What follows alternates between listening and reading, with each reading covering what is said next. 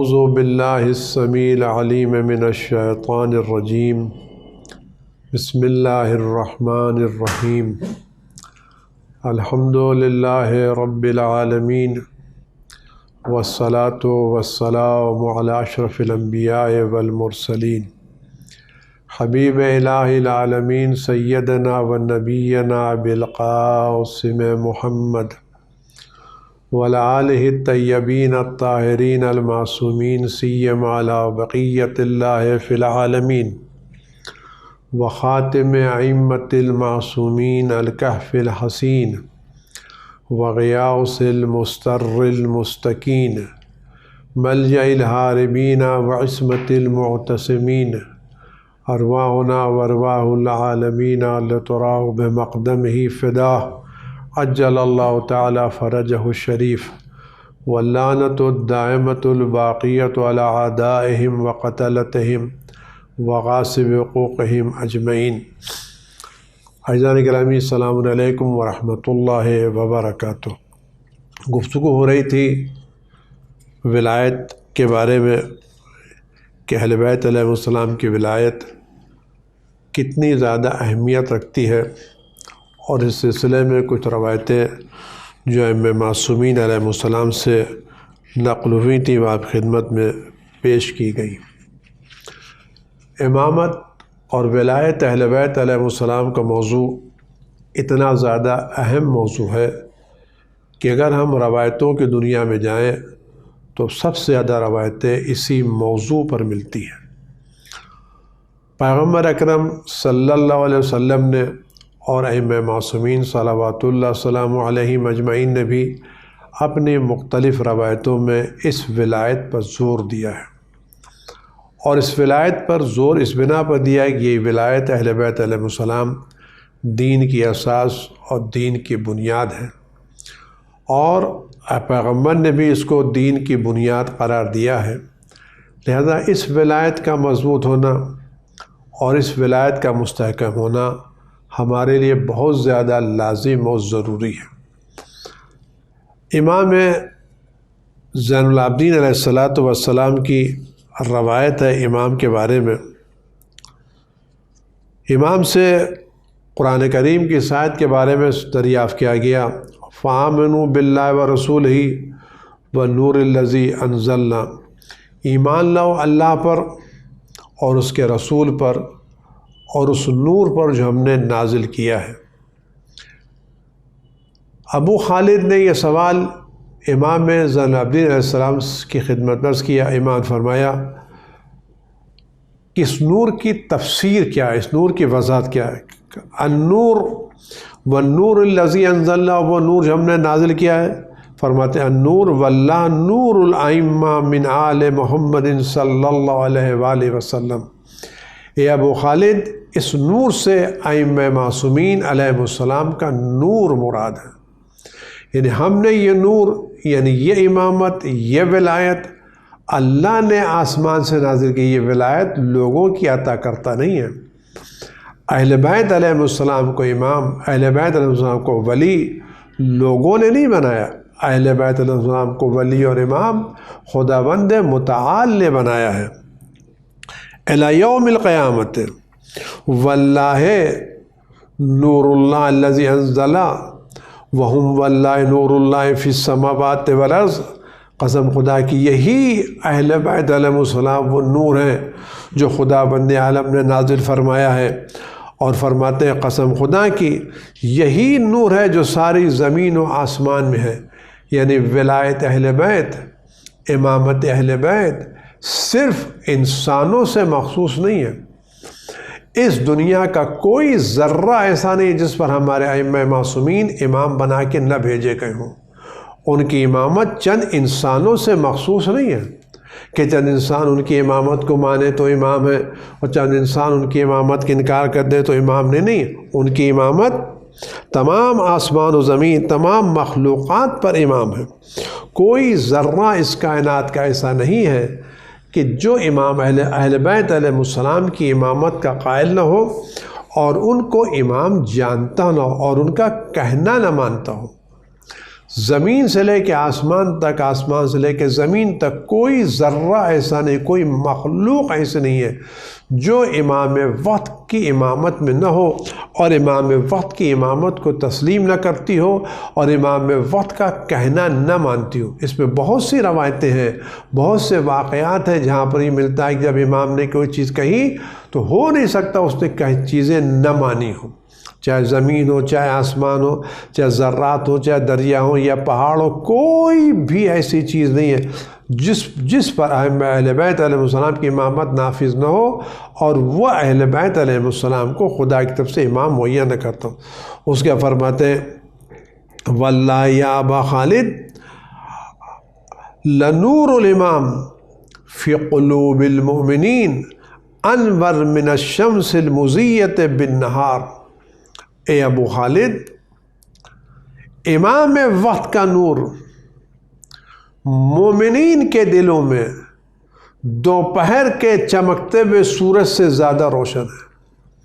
یعنی مومنین کے دلوں میں عقیدہ امامت، ولایت اہل بیت، محبت اہل بیت، حقانیت اہل بیت، کہ یہ نور مومنین کے دل میں اتنا زیادہ واضح ہے جتنا دوپہر کے وقت سورج کی روشنی واضح نہیں ہے۔ آج ہمارے لیے اہل بیت کی ولایت روشن چیز ہے۔ ہم اہل بیت علیہ السلام کی ولایت کو اس بنا پر تسلیم کرتے ہیں، خدا ان کو قرار دیا۔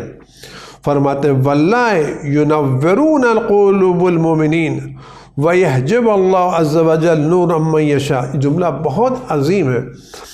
خدا وند عالم مومنین کے دلوں کو نور ولایت اہل بیت علیہ السلام سے منور کرتا ہے۔ یعنی اگر کسی کے دل میں نور ولایت ہے تو اللہ کا انعام ہے، اللہ کا احسان ہے، اور خدا وند عالم جس کو چاہتا ہے وہ اس نور ولایت اہل بیت سے محروم رکھتا ہے اور اس کا دل تاریک ہو جاتا ہے، اس کے دل میں اندھیرا چھا جاتا ہے۔ واللہ یا ابا خالد لا يحبنا عبد ويتولانا حتى يطهر اللہ قلبہ۔ عجب جملہ۔ اے ابو خالد، کوئی شخص ہم سے اس وقت تک محبت نہیں کرتا، کوئی بندہ اپنے دل میں ہماری محبت محسوس نہیں کرتا اور ہماری ولایت کو تسلیم نہیں کرتا مگر یہ کہ اللہ اس کے دل کو پاک کرتے ہیں، اور ہونا بھی چاہیے۔ یہ پاکیزگی دل ولایت اہل بیت کے لیے شرط ہے، محبت اہل بیت کے لیے ولایت شرط ہے۔ اگر یہ دل کی پاکیزگی نہ ہو تو ولایت اہل بیت آتی نہیں ہے۔ چھوٹی سی مثال میں آپ کے سامنے عرض کروں، آپ ایک گلدستہ لے کے آتے ہیں،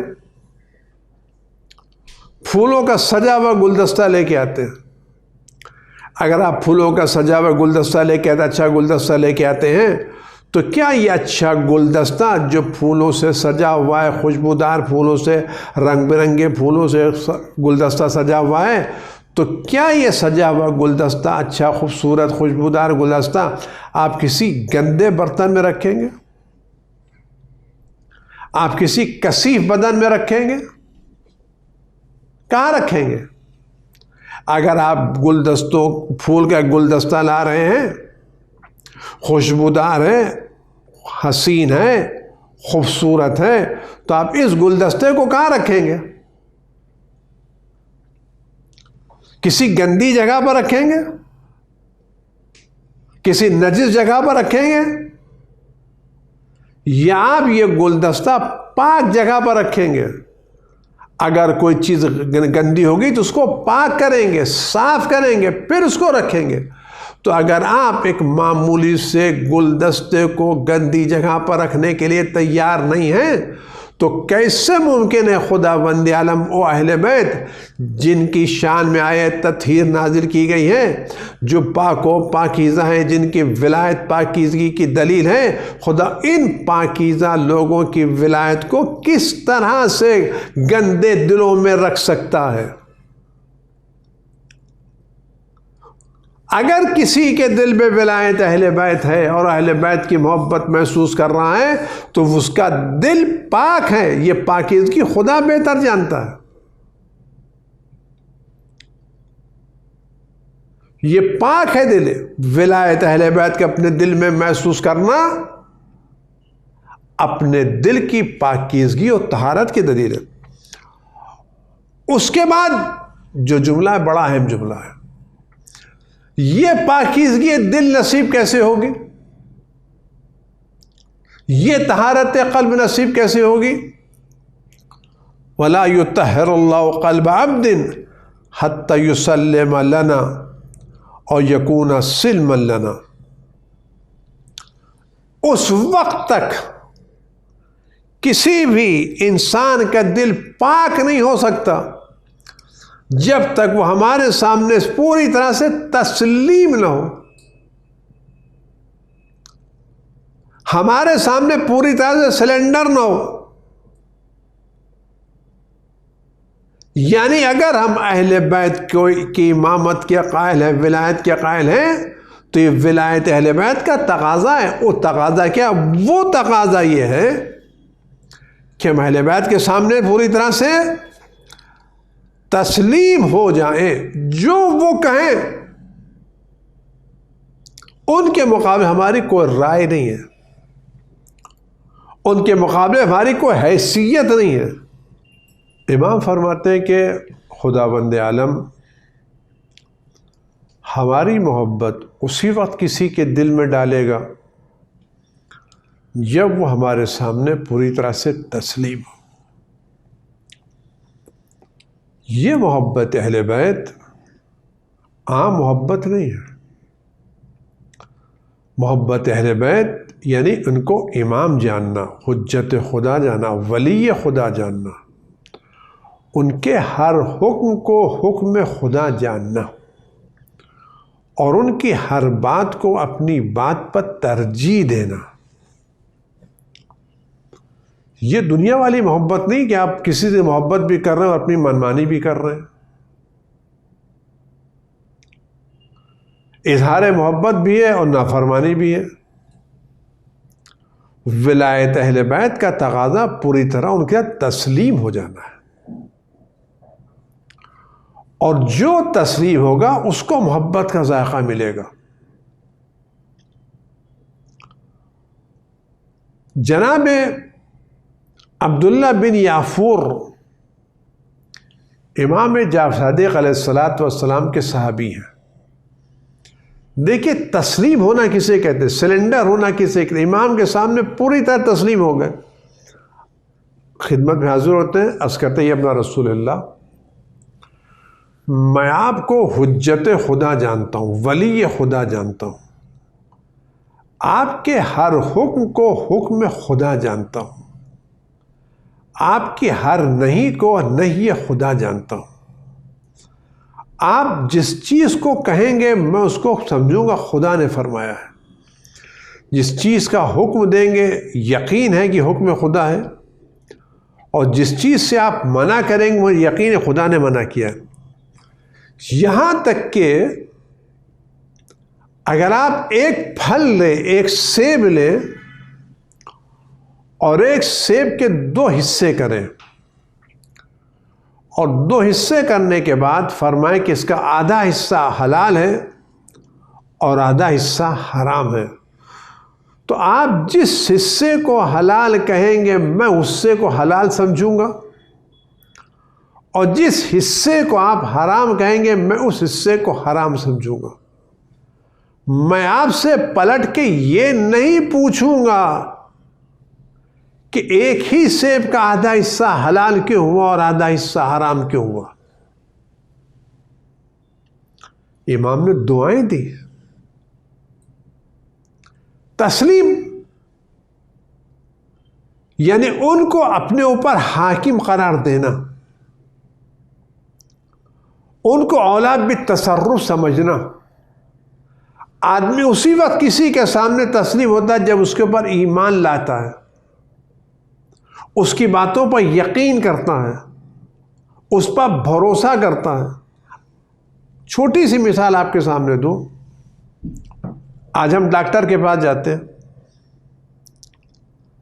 اگر ہم اس ڈاکٹر پر اعتماد کرتے ہیں، بھروسہ کرتے ہیں، اس کو پڑھا لکھا جانتے ہیں، تو ہم کہتے دیکھیے فی الحال صورتحال یہ ہے، آپ کو یہ کام کرنا ہے، فی الحال آپ کو یہ دوائیں لینا ہے، اور اتنی مقدار میں اتنے وقت پر لینا ہے، اور ان چیزوں سے آپ کو پرہیز کرنا ہے۔ آیا ہم ڈاکٹر کس کہنے کے بعد اس کی پوری ہدایتوں پر عمل کرتے نہیں کرتے؟ اب ہم کیوں جو بد پرہیزی کرتے تھے چھوڑ دی، جو چیزیں کھاتے ہم نے اس سے کنارہ کشی اختیار کر لی، اب وہ چیزیں کھا رہے ہیں جو ہم کو پسند نہیں ہیں، لیکن کیوں خوشی سے کھا رہے ہیں؟ کیوں اس پر عمل کر رہے ہیں؟ لیکن ہمیں ڈاکٹر کی بات پر یقین ہے، ہم اس کے سامنے تسلیم ہے۔ ہمارے پچھلے ضمیر میں یہ بات، اگر ہم نے یہ مخالفت کی تو اس کا نقصان ہمیں کو ہونے والا ہے، اگر ہم نے یہ پرہیز نہیں کیا، دوائیں نہیں استعمال کی، تو اس کا نقصان ہمیں کو بھگتنا پڑے گا، کسی اور کو نہیں۔ تو جب ہم تسلیم ہو جاتے ہیں ایک ڈاکٹر کے سامنے، تو ہم اس کی پوری ہدایتوں پر عمل کرنے لگتے ہیں۔ اگر ایک انسان جس طرح سے ڈاکٹر پر اطمینان کرتا ہے، اگر ہم اتنا ہی اپنے اماموں پر اعتماد کریں، اور یقین جانے کہ انہوں نے جس چیز کو واجب قرار دیا وہ 100% ہمارے لیے مفید ہے، اور جس چیز کو انہوں نے حرام قرار دیا وہ 100% ہمارے نقصان دہ۔ ہمیں یقین ہونا چاہیے، تسلیم ہونا چاہیے امام کے سامنے۔ آج کا زمانہ کچھ اور ہے، ہم نکاح امام کے فرمان کے مطابق کرتے ہیں، ریسیپشنز گناہگاروں کے اعتبار سے کرتے ہیں۔ ہم تسلیم تو نہیں ہوئے، ہم جزئی طور پر تسلیم ہیں،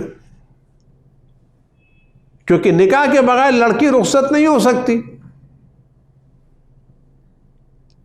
اگر ہم واقع امام کے سامنے تسلیم ہیں تو تسلیم ہونے کے مطلب ہماری زندگی کا ہر عمل مطابق حکم امام ہونا چاہیے۔ اس کی مثالیں آپ کربلا کے میدان میں دیکھ لیجئے۔ حضرت ابو الفضل عباس علیہ السلام کو جو درجہ ملا ہے، کیوں ملا ہے؟ اشہد لک بالتسلیم والتصدیق،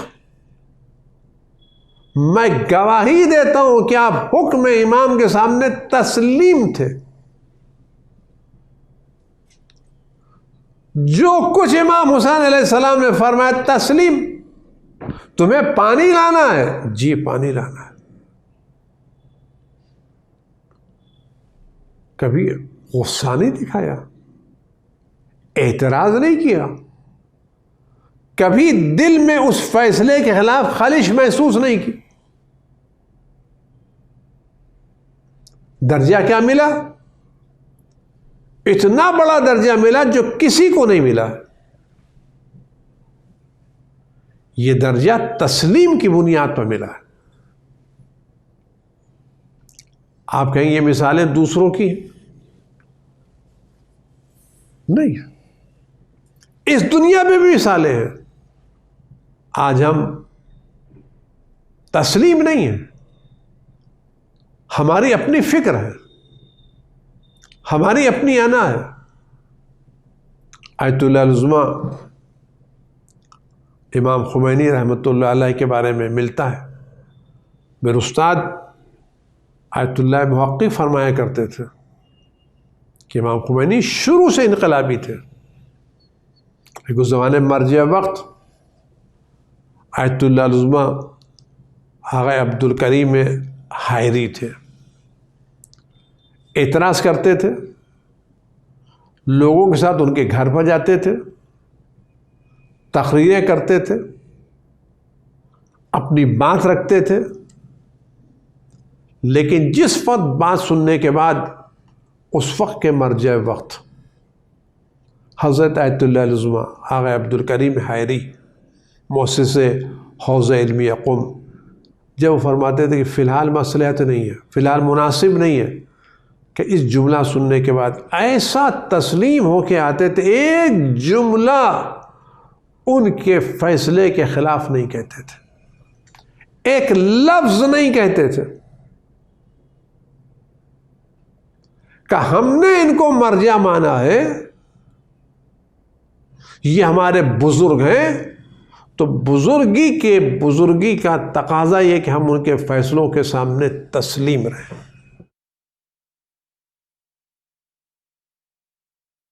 آج ہماری سوسائٹی میں بڑی مصیبت یہ کہ ہم کسی کے سامنے تسلیم نہیں، صرف اپنی انا کے سامنے، ہم اپنی انا کے سامنے، آپ اپنی انا کے سامنے، یہ اپنی انا کے سامنے، وہ اپنی انا کے سامنے۔ تو جب چار انائیں چار راستوں پر چلیں گی تو کارواں آگے نہیں بڑھے گا، لیکن اگر سب کی انائیں ایک راستے پر چلیں گی تو ترقی کا راستہ چلے گا۔ آج ہمارے پاس وسائل ہونے کے بعد، امکانات ہونے کے بعد، ہم کیوں دوسری قوم کی بنسبت ترقی کے راستے پر کم چل رہے ہیں؟ وجہ ہے کہ ہم ایک کے سامنے تسلیم نہیں ہیں، ہم امام کے سامنے تسلیم نہیں ہیں، حجت خدا کے سامنے تسلیم نہیں ہیں۔ اگر آج ہم امام کے سامنے تسلیم ہوتے، حجت خدا کے سامنے تسلیم ہوتے، تو جن لوگوں کو حجت خدا نے اس زمانے میں ذمہ دار قرار دیا، ہم کبھی بھی ان کے خلاف ایک لفظ نہ بولتے۔ ہم سارے مراجع کا احترام کرتے ہیں، سب بزرگوں کا احترام کرتے ہیں، ہم کسی ایک پر تنقید نہ کرتے، لیکن ہم حکم امام کے سامنے تسلیم نہیں ہیں۔ میں نہیں کہہ سکتا کہ اگر ہم تسلیم نہیں ہیں تو یہ ہمارا دل واقعاً محبت اہل بیت سے منور ہے یا نہیں ہے، ہم اپنے دل میں اس محبت کو محسوس کر رہے ہیں یا نہیں کر رہے ہیں، میں نہیں کہہ سکتا، میرے پاس کوئی دلیل نہیں ہے۔ میں پھر عرض کر رہا ہوں کہ واللہ یا ابا خالد لا يحبنا عبد ويتولانا حتى يطهر اللہ قلبہ، اے ابو خالد، ہم کو اس وقت تک کوئی بندہ ہم کو دوست نہیں رکھ سکتا، اور اس وقت تک کوئی بندہ ہماری ولایت کو قبول نہیں کر سکتا یہاں تک کہ خدا اس کے دل کو طاہر و پاک و پاکیزہ نہ کر دے۔ وَلَا يُطَهِّرُ اللَّهُ قَلْبَ عَبْدٍ حَتَّى يُسَلِّمَ لَنَا، اور خدا بند عالم کسی بھی بندے مومن کے دل کو اس وقت تک پاک نہیں کرے گا جب تک وہ ہمارے سامنے تسلیم نہیں ہوگا۔ فَإِذَا كَانَ سِلْمًا لَنَا، اگر وہ ہمارے سامنے تسلیم ہو جائے، ہماری باتوں کو مان لے، تو سلمہ اللہ من شدید الحساب، تو خدا اس کو قیامت کے شدید حساب سے محفوظ رکھے گا۔ وَأَمَنَهُ مِنْ فَضْلِ يَوْمِ الْقِيَامَةِ الْأَكْبَرِ، اور قیامت کی سختیوں سے محفوظ رکھا۔ تو یہ ولایت امام، تسلیم ہو جانا، ہمیں دنیا میں ترقی کے راستے تک پہنچائے گا، اور یہ ولایت امام ہمیں آخرت کے عذاب سے اور سختیوں سے محفوظ رہے گا۔